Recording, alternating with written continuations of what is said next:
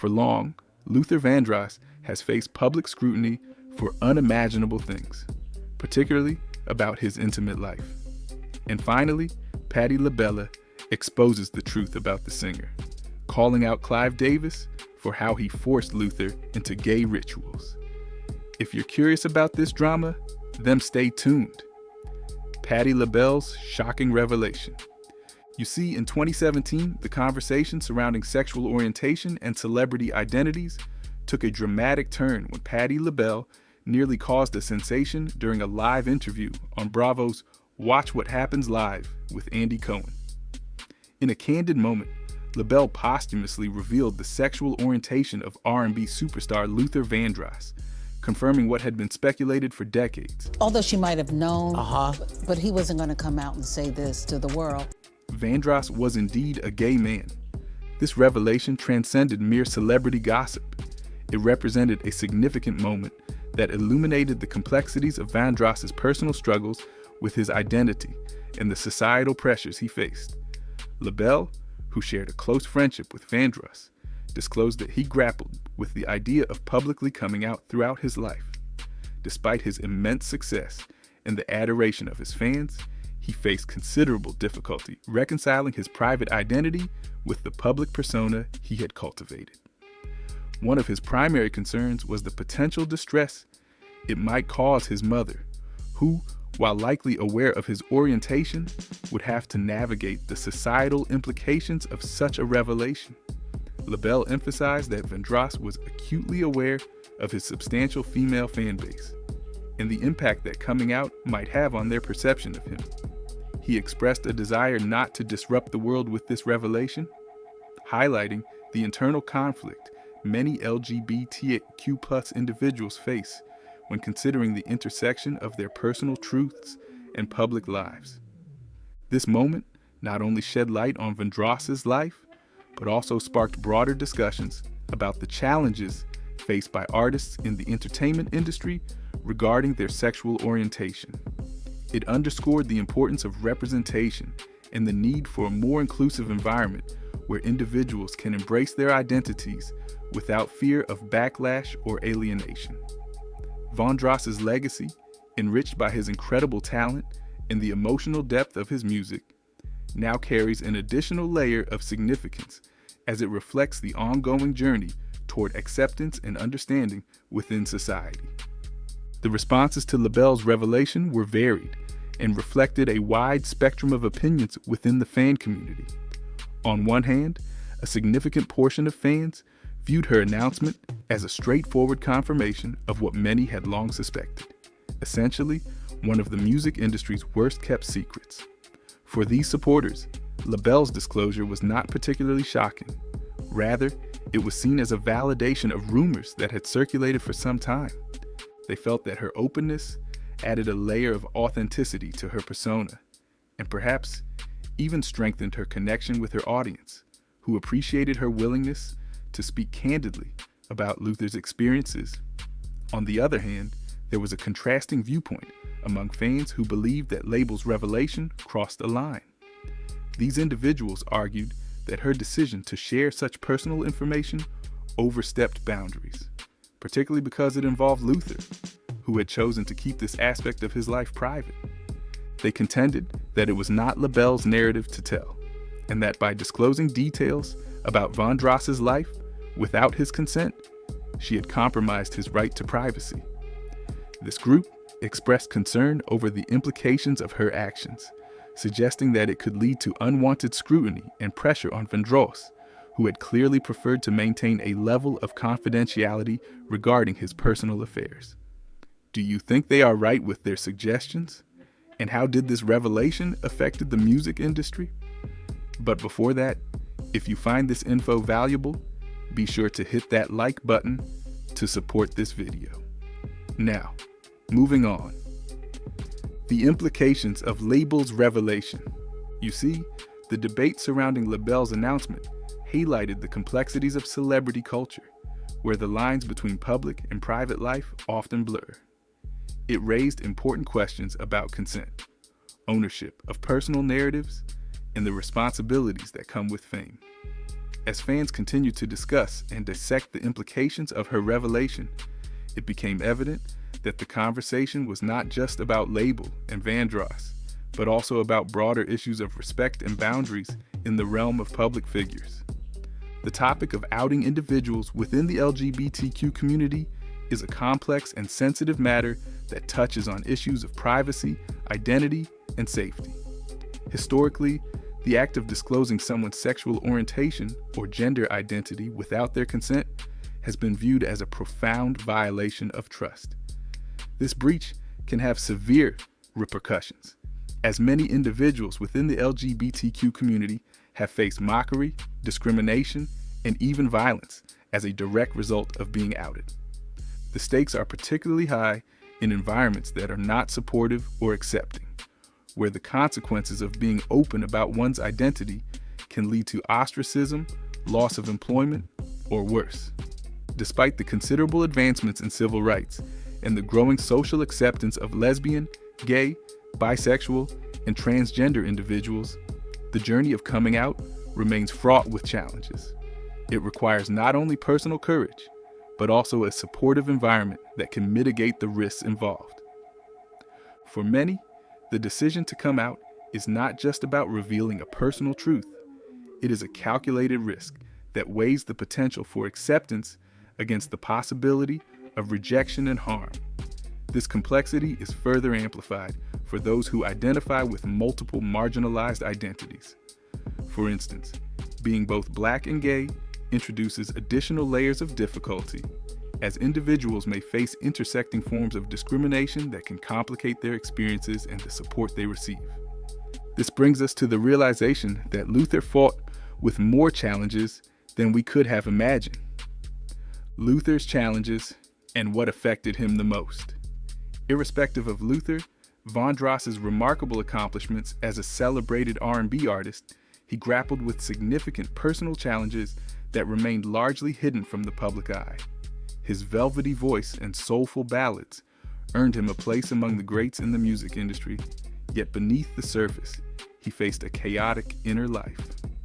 One of the most notable aspects of his struggles was his complicated relationship with Clive Davis, the influential record label executive who played a pivotal role in Vandross's career. According to his close friend, Patti LaBelle, this relationship was fraught with difficulties, as Davis allegedly coerced Vandross into engaging in activities that contradicted his personal beliefs.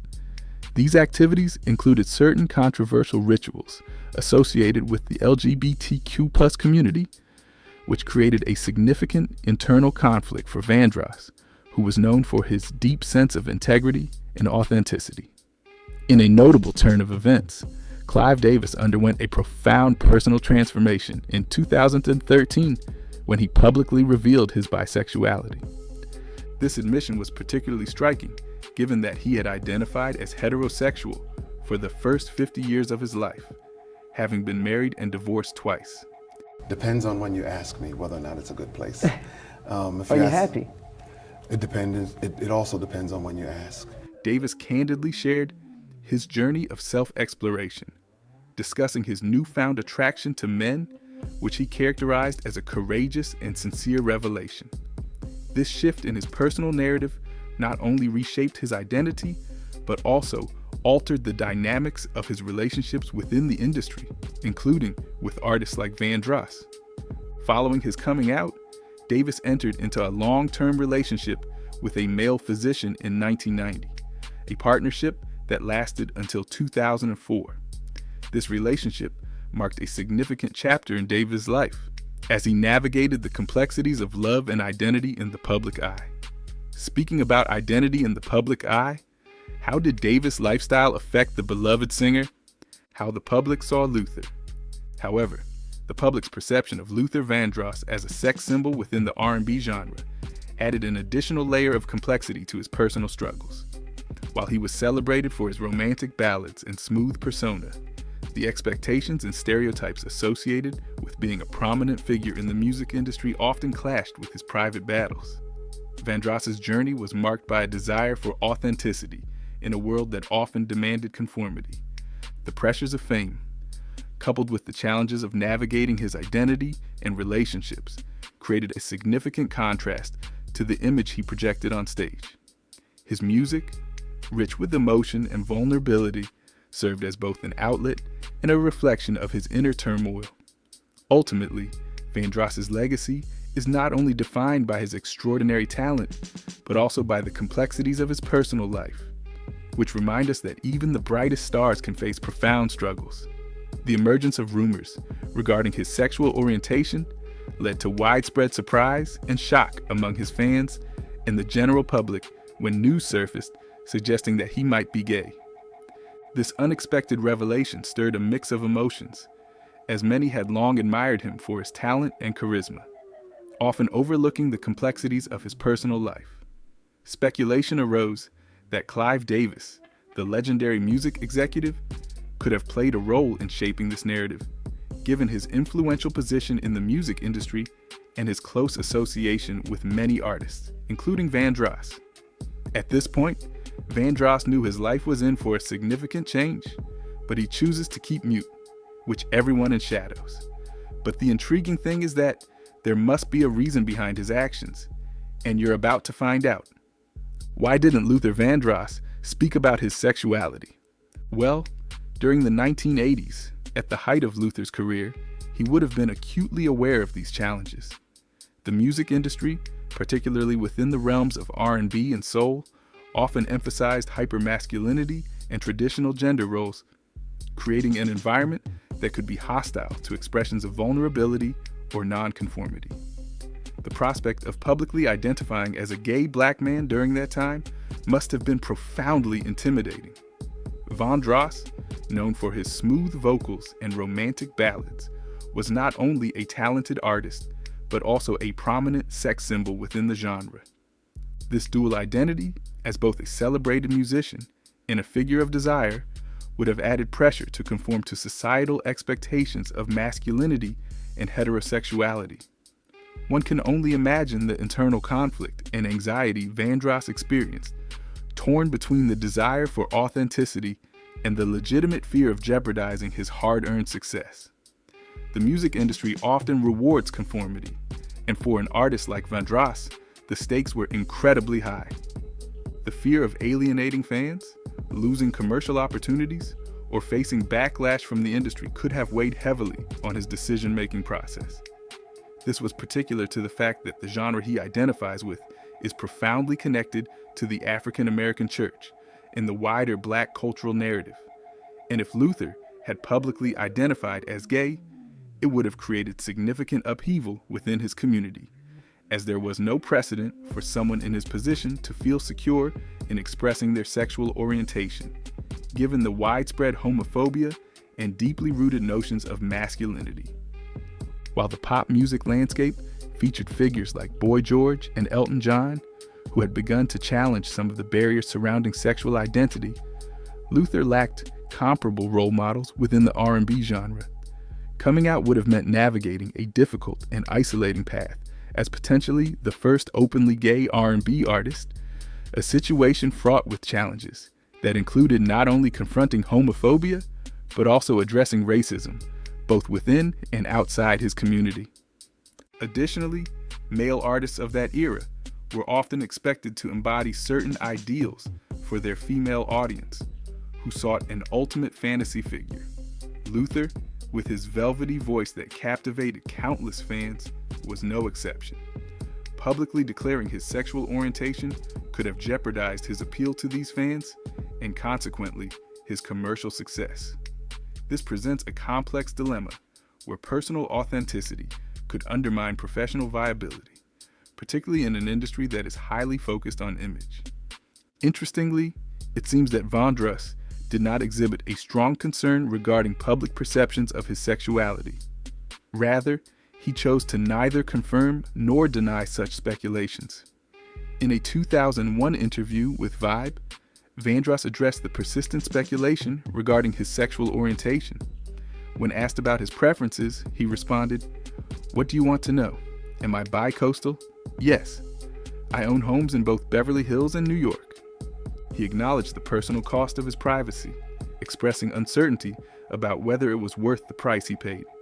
His reluctance to openly discuss his orientation fueled a wave of rumors, including unfounded claims that he had contracted AIDS.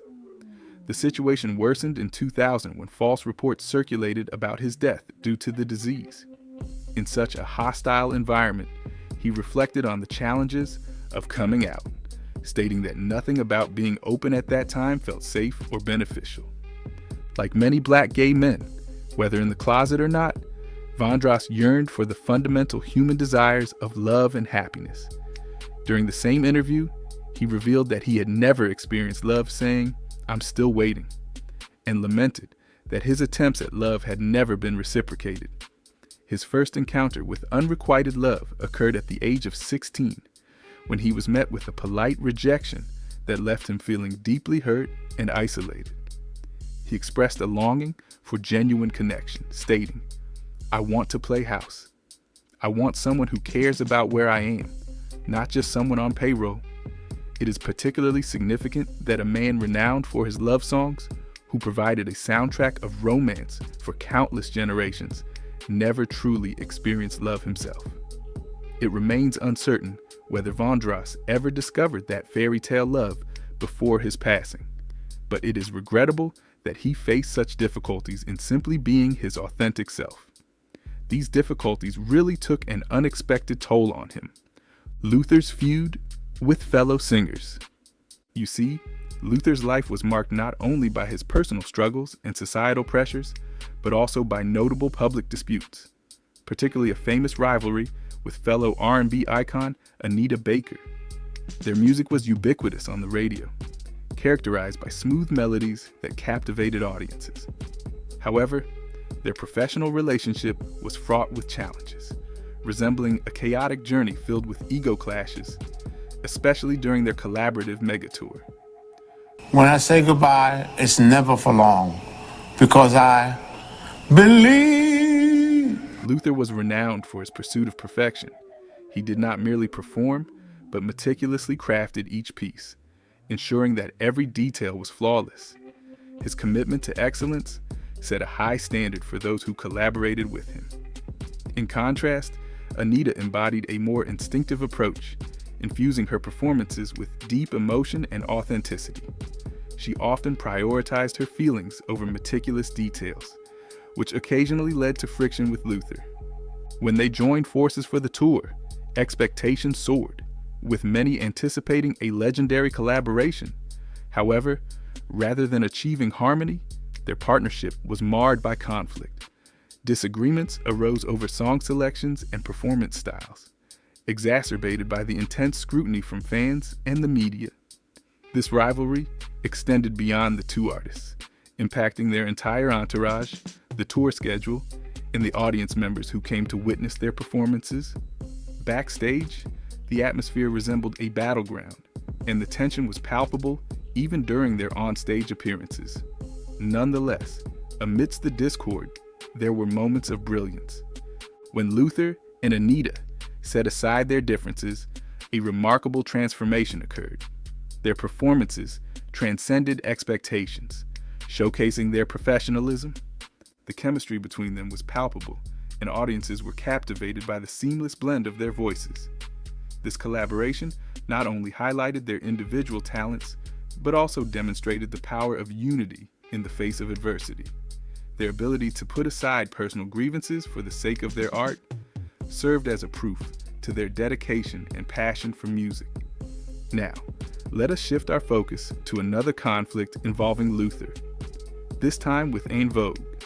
These women embodied the essence of contemporary R&B, which starkly contrasted with Luther's traditional style. Their collaboration resembled the combination of oil and water, an inherently messy affair. Luther adhered to his established methods, drawing from a rich history of soul and gospel influences, while En Vogue championed their own approach, characterized by a modern flair and a strong emphasis on vocal harmonies and choreography. Disagreements arose over various aspects, from the song selection to rehearsal schedules, reflecting a broader generational clash. Luther represented the classic era of music, with its deep roots in emotional storytelling and vocal prowess, while En Vogue emerged as the fresh face of the industry, bringing a new energy and a contemporary sensibility that appealed to a younger audience. This divergence in artistic vision often led to friction, as both parties struggled to find common ground. Despite the frequent tensions, there were instances of extraordinary synergy when Luther's smooth melodies intertwined with En Vogue's vibrant harmonies, creating a euphoric musical experience. In those moments, the differences that initially seemed insurmountable melted away, allowing for a beautiful fusion of styles that resonated with fans across generations. The blend of Luther's rich, velvety voice with En Vogue's dynamic and powerful vocals produced a sound that was both innovative and nostalgic, capturing the essence of what music could achieve when artists embrace collaboration. Enough about Vandross's career.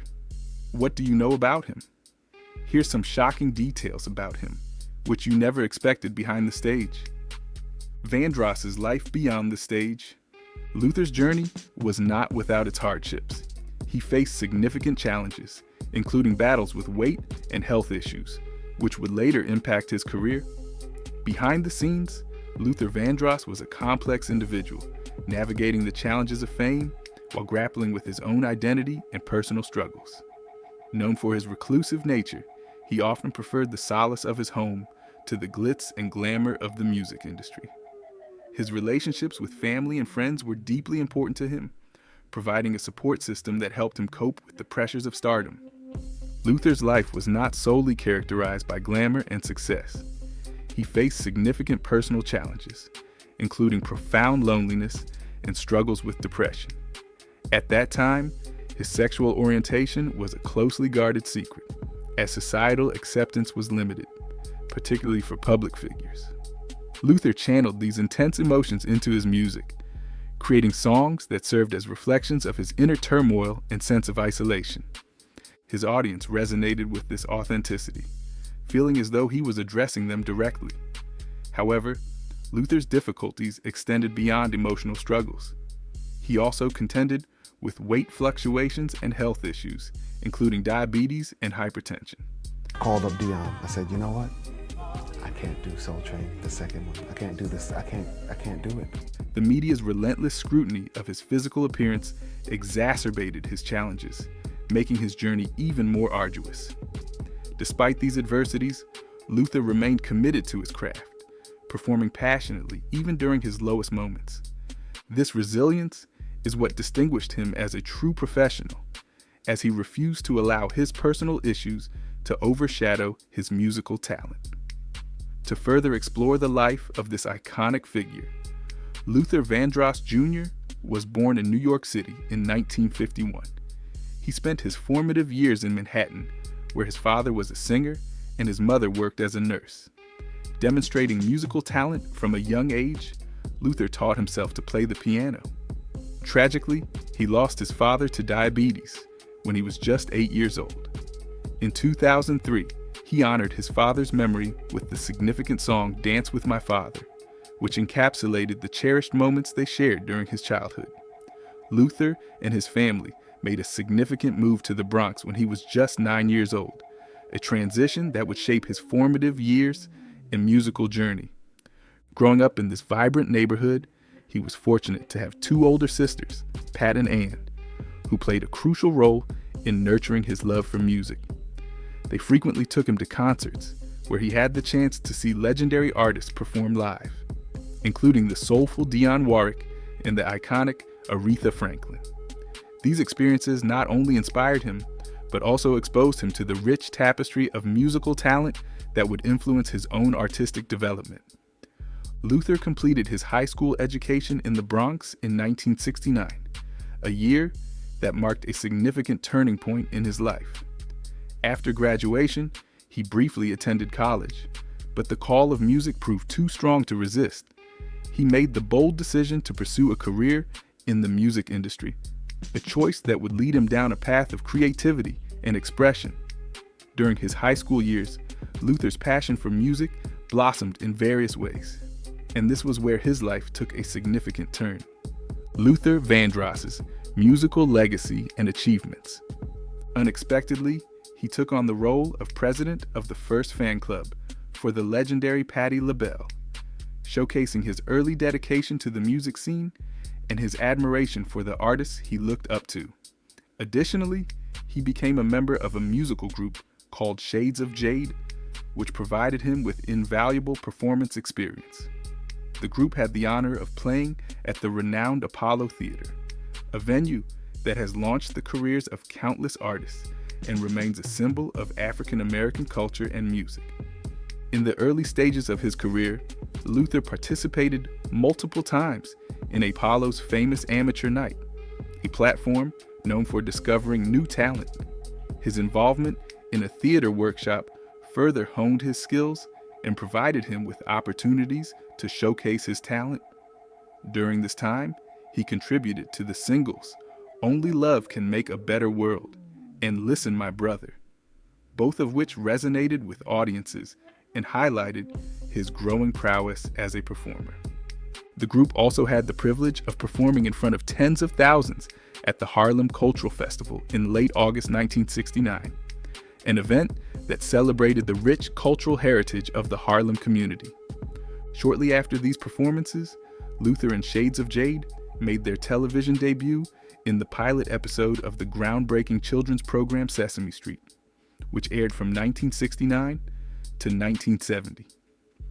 This experience not only introduced him to a wider audience, but also showcased his exceptional vocal talent. Luther possessed a voice that was exceptionally smooth, characterized by a remarkable ability to convey emotion through his singing. In 1972, he began to make his mark by contributing his distinctive vocal style to the works of Roberta Flack and Donny Hathaway, marking the inception of his illustrious career. Vandross's smooth vocal talents were not limited to collaborations with prominent artists. He also made significant contributions to the advertising world, crafting memorable jingles for brands like Mountain Dew and Burger King. The idea of his voice promoting fast food and beverages is quite striking. His versatility extended to disco and jazz, as he lent his exceptional voice to various genres, including Quincy Jones's works, thereby amplifying his influence across the musical landscape.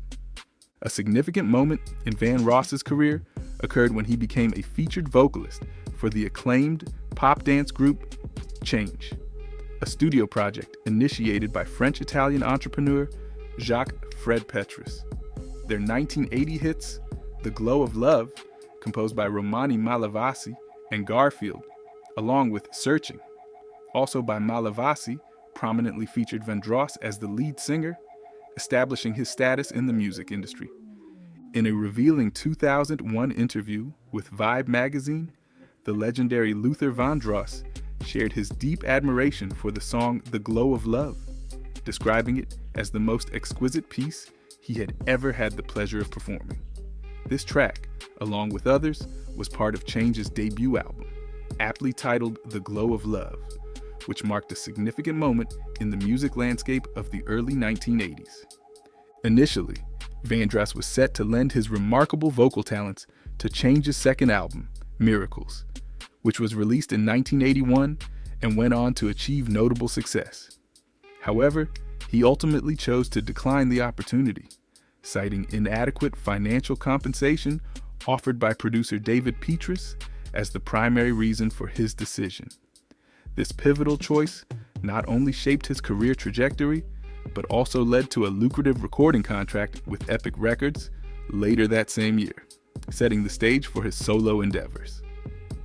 Despite stepping back from the lead role in Miracles, Vandross still contributed to the project by providing background vocals, showcasing his versatility and commitment to the music industry. He also lent his voice to the newly formed BB&Q band in 1981, further marking his presence in the music scene during this prolific year. Amidst these collaborations, Vandross reignited his solo career with the release of his debut album, Never Too Much. This album was a significant milestone, featuring not only the hit title track, but also a heartfelt rendition of the classic "O House Is Not a Home."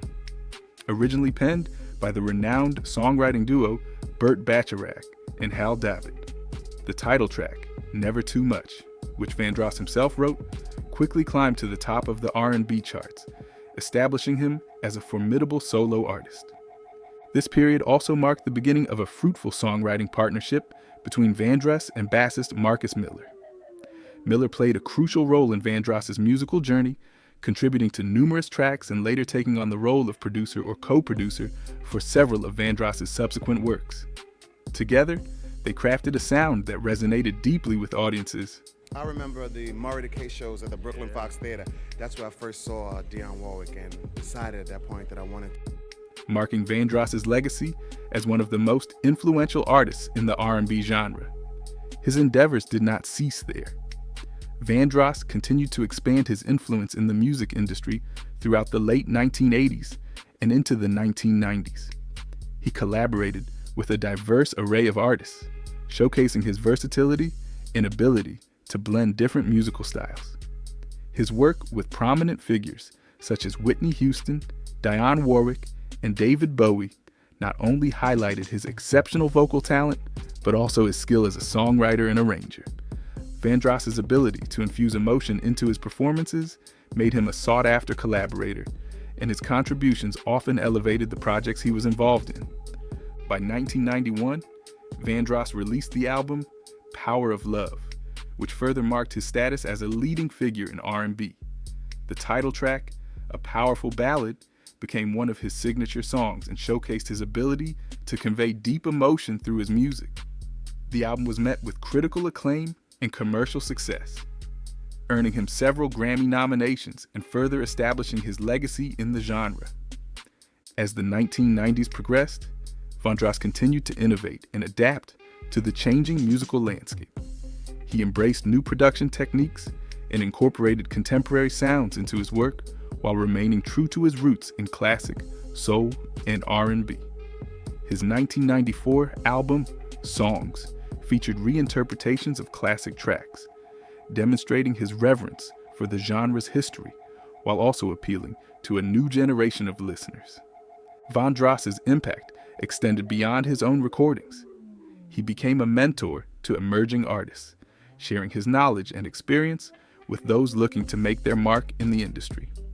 His commitment to nurturing talent and fostering creativity contributed to the growth of R&B as a genre, ensuring that the sounds of the 1980s and 1990s would continue to resonate for years to come.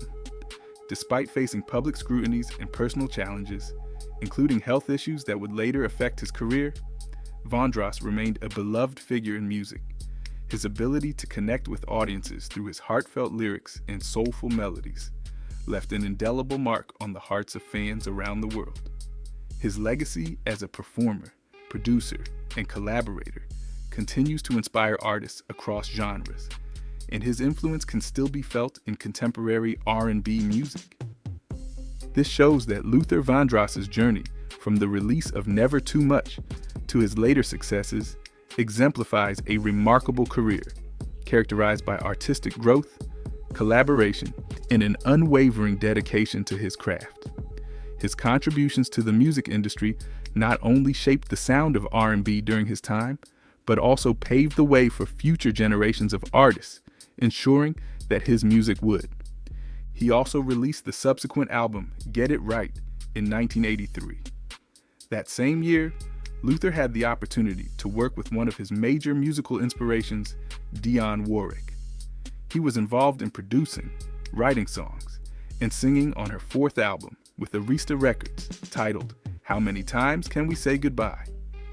The title track, a duet between Luther and Dionne, reached number 27 on the Hot 100 chart, number 7 on the R&B chart, and number 4 on the Adult Contemporary chart. Another track from the album, Got a Date, also had some success on the R&B and club play charts. Another significant project was his collaboration with Diana Ross on the song It's Hard for Me to Say from her album Red Hot Rhythm and Blues. This song was so meaningful that Diana Ross performed it a cappella as a tribute to Oprah Winfrey during the final season of The Oprah Winfrey Show. Oprah Winfrey loved the song so much that she included it in her More Today Than Yesterday, The Greatest Hits Tour from 2010 to 2012. Vandross also recorded a version of this song on his album Your Secret Love in 1996. Luther's talent scouting took a notable turn when he saw 15-year-old Jimmy Salvami on Star Search. Impressed by the young talent's vocal skill, Luther took the initiative to significantly influence his emerging career, which was being managed by his brother Larry. Recognizing the potential for growth and success, Luther stepped into a more active role, ultimately guiding Jimmy, a promising artist, under his brother's management. This mentorship proved pivotal for Jimmy, as Luther's experience and connections in the music industry opened doors that would have otherwise remained closed. One of Luther's most notable achievements during this period was his successful negotiation of a lucrative contract worth $250,000 with Electro Records for Jimmy. This deal not only provided financial backing, but also positioned Jimmy for a successful launch in the competitive music landscape. Taking on the role of producer for Jimmy's debut album, Luther meticulously curated a team of prominent collaborators, ensuring that the project would be of the highest quality. The album, titled Roll It, was released in 1986 and quickly became a significant milestone in both Jimmy's and Luther's careers. The most important thing about anyone's career is that you recognize who they are the instant you hear them. It featured contributions from an impressive lineup of notable artists, including the soulful Cheryl Lynn, Alpha Anderson of the iconic band Chic, the talented Phoebe Snow, and the electrifying Irene Cara. This star-studded collaboration not only elevated the album's profile, but also created a buzz in the music industry, marking it as a must-listen event. Luther's own career was characterized by remarkable achievements that marked his status as a music icon.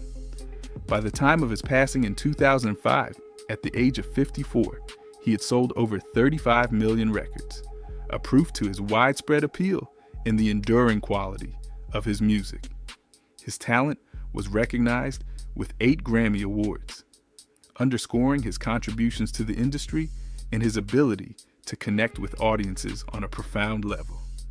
Luther left behind a profound legacy comprising 14 studio albums, all of which achieved platinum or multi-platinum status. His timeless classics, such as Never Too Much, Here and Now, and Power of Love, continue to resonate with audiences globally, serving as a reminder of his extraordinary talent and the emotional depth of his music. Throughout his career, Luther faced numerous challenges and triumphs, yet he remained steadfastly committed to his artistic vision. It is this authenticity and dedication that truly defined his legacy. So what do you think about the revelation behind Luther's sexual orientation? Let us know in the comments section. If you want more interesting revelations, be sure to like, subscribe, and watch the next video shown on your screen. See you there.